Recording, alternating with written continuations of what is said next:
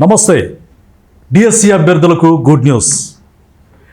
కొంతమంది వయసు అయిపోయింది, నేను డిఎస్సి కోల్పోయాను అర్హత అని చెప్పేసి బాధపడే వాళ్ళకి దిగులు పడాల్సిన అవసరం లేదని చెప్పేసి విద్యాశాఖ మంత్రి నారా లోకేష్ గారు గుడ్ న్యూస్ చెప్పారు అసెంబ్లీ సాక్షిగా.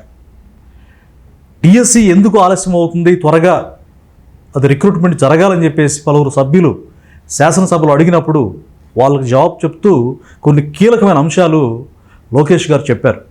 విద్యాశాఖ మంత్రి గారు ఏంటయ్యా అంటే, వయోపరిమితి పెంచాలని చూస్తున్నామని, తర్వాత చెప్పని విషయాలు ఏంటంటే వాస్తవం అందరికీ తెలుసు, ఎస్సీ రిజర్వేషన్ సంబంధించి కూడా ఆ రిజర్వేషన్ జరిగిన తర్వాత నోటిఫికేషన్ ఇవ్వాలనేది ప్రభుత్వం ఇంటెన్షన్గా ఉందని గతంలో మందకృష్ణ మాదిగ గారు కావచ్చు, ఎమ్మెల్సీగా ఉన్నటువంటి లక్ష్మణ్ గారు కావచ్చు, ఆయన సూత్రప్రాయంగా వెల్లడించడం జరిగింది.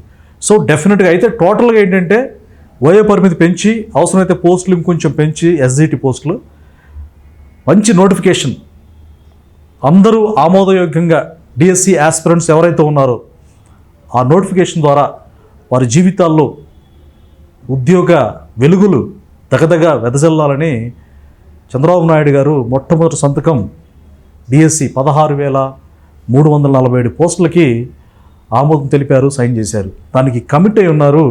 ఇంకో విషయం ఏంటంటే, ఎడ్యుకేషన్ మినిస్టర్ గారు చెప్పిన మాట ఏంటంటే, వచ్చే విద్యా సంవత్సరం కల్లా అంటే జూన్ కల్లా, సమ్మర్ హాలిడేస్ అయిపోయాక జూన్ కల్లా పోస్టులు ఫిల్ అయిపోతే రిక్రూట్మెంట్ అంతా అయిపోతుంది. ఎవరైతే ఇప్పుడు డిఎస్సి ఆస్పిరెంట్స్ ఉంటారో వాళ్ళు టీచర్స్గా గవర్నమెంట్ ఉద్యోగాల్లో చేరుతూ ఆనందంగా వాళ్ళ కుటుంబాల్లో, వాళ్ళతో పాటుగా ఆ కుటుంబాల్లో హర్షాతిరేకాలు వ్యక్తమయ్యేటువంటి సందర్భం ఇది.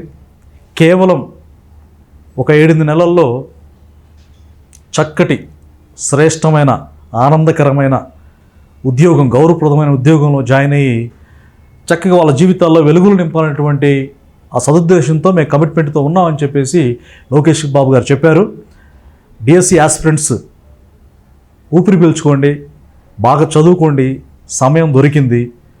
అలాగే ఎస్సీ రిజర్వేషన్ ద్వారా కూడా చాలామంది రిజర్వేషన్ ఉన్న అభ్యర్థులు బాగా చదువుకొని వాళ్ళ జీవితాల్లో కష్టపడి మంచి ఉన్నతమైనటువంటి సమాజంలో గౌరవప్రదమైనటువంటి జాబ్ పొందుకోవడానికి చక్కటి అవకాశం ఇదని చెప్పొచ్చు.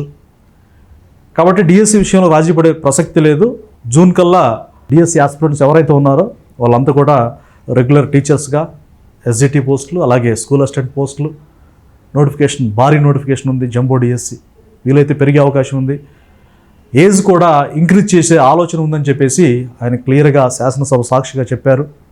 సమయం ఉంది కనుక ఇక అన్ని పక్కన పెట్టేసి, ఫంక్షన్లు పక్కన పెట్టేసి, ఫ్రెండ్స్తో చాటింగ్లు, ముచ్చట్లు పక్కన పెట్టేసి చదువుకోవాలని నా సజెషన్ కూడా. Thank you. అందరికీ wish you all the best. Thank you.